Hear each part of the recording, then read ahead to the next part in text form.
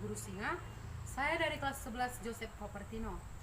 Pada hari ini saya akan membawakan satu Injil yang diberikan Roh Kudus kepada kita dari Injil Lukas. Sebelum itu mari kita bersatu dalam doa untuk menyiapkan hati kita untuk menerima Injil dan firman dari Tuhan.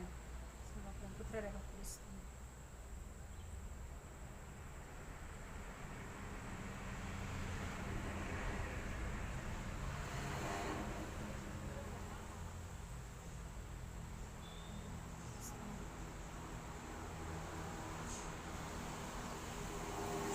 Baiklah saudara-saudari sekalian, Injil kita pada hari ini diambil dari Injil Lukas 10 ayat 25 sampai 37.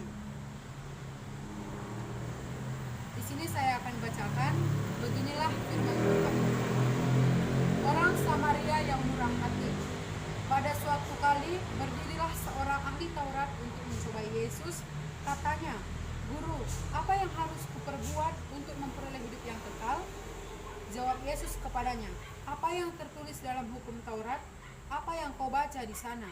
Jawab orang itu, "Kasihilah Tuhan Allahmu dengan segenap hatimu dan dengan segenap jiwamu dan dengan segenap kekuatanmu dan dengan segenap akal budimu, dan kasihilah sesamamu manusia seperti dirimu sendiri."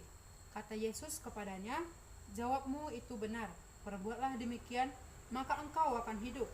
Tetapi untuk membenarkan dirinya, orang ini berkata kepada Yesus, "Dan siapakah sesamaku manusia?" Jawab Yesus kepadanya, "Adalah seorang yang turun dari Yerusalem ke Yeriko. Ia jatuh ke tangan penyamun-penyamun yang bukan saja merampoknya habis-habisan, tetapi juga memukulnya, yang sesudah itu pergi meninggalkannya setengah mati. Kebetulan ada seorang imam turun dan melalui jalan itu. Ia melihat orang itu, tetapi ia melewatinya dari seberang jalan. Demikian juga seorang Lewi datang ke tempat itu. Ketika ia melihat orang itu, ia melewatinya dari seberang jalan. Lalu datanglah seorang Samaria yang sedang dalam perjalanan ke tempat itu. Dan ketika ia melihat orang itu, tergeraklah hatinya oleh belas kasihan.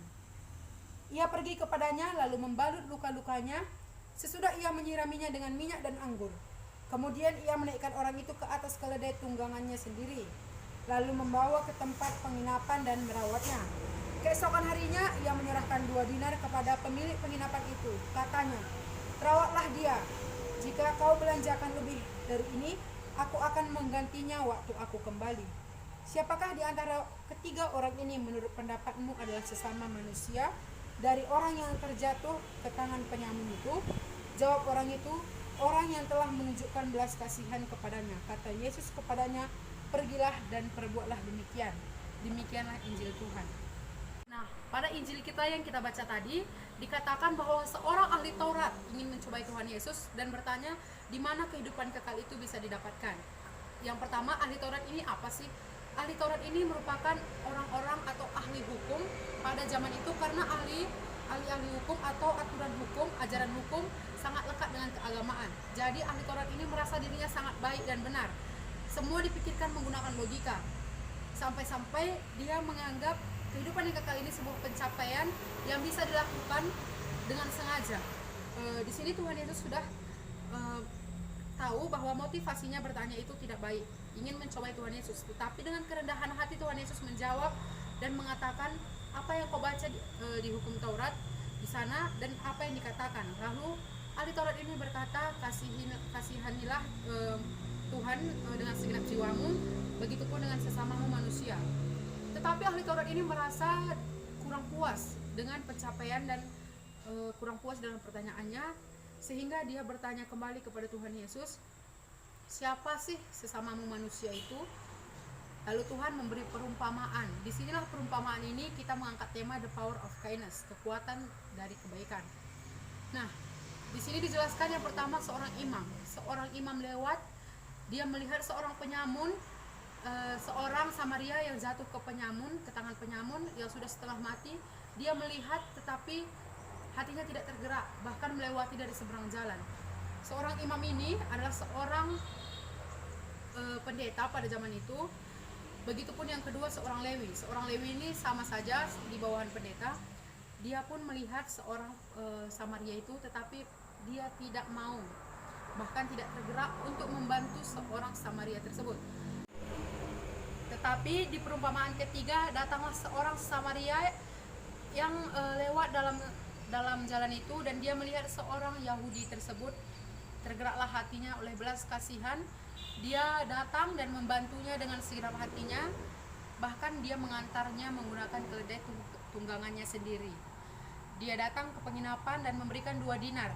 Jika kurang, aku akan membayarkannya lebih, sama seperti yang kau pakai untuk menolong orang tersebut. Itu yang dikatakan seorang Samaria untuk membantu orang Yahudi tersebut.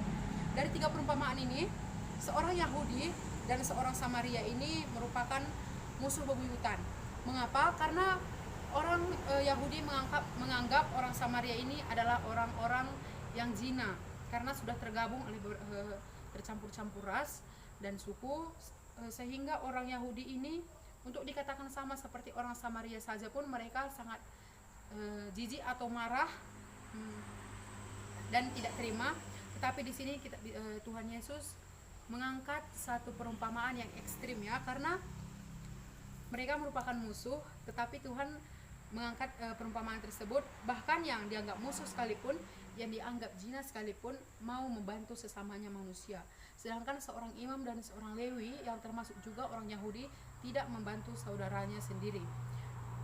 Kenapa Tuhan mengangkat perumpamaan tersebut? Karena standar kasih Tuhan dan manusia itu berbeda.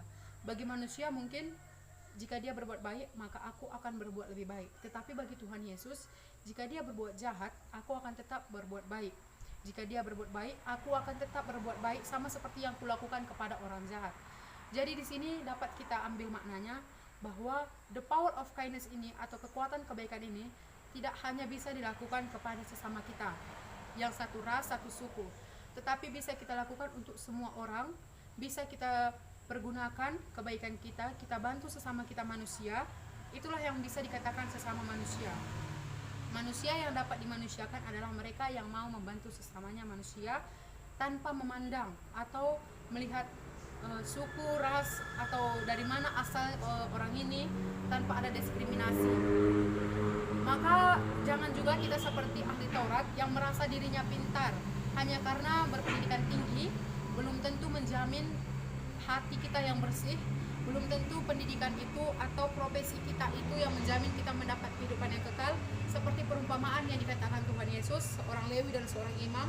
Belum tentu mereka yang seorang imam yang selalu khotbah di depan orang banyak, yang memberitakan kabar baik, belum tentu mereka bisa mendapat kehidupan yang kekal kalau hatinya tidak bersih, hatinya tidak mau membantu sesama manusia. Maka marilah kita semua anak-anak Tuhan Yesus, kita semua siswa-siswi, guru-guru SMP, SMA Deli Murni, kita sama semua untuk menjadi seorang Samaria yang baik hati, menebarkan the power of kindness dalam kehidupan kita. Untuk menutup kebaktian atau ibadah kita tersebut, mari kita bersatu dalam doa.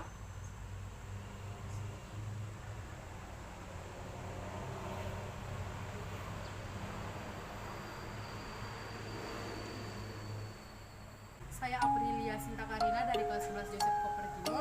Hanya ini saja yang dapat saya sampaikan untuk menjelaskan Injil kita pada hari ini. Apabila ada kesalahan kata dari saya mohon maaf.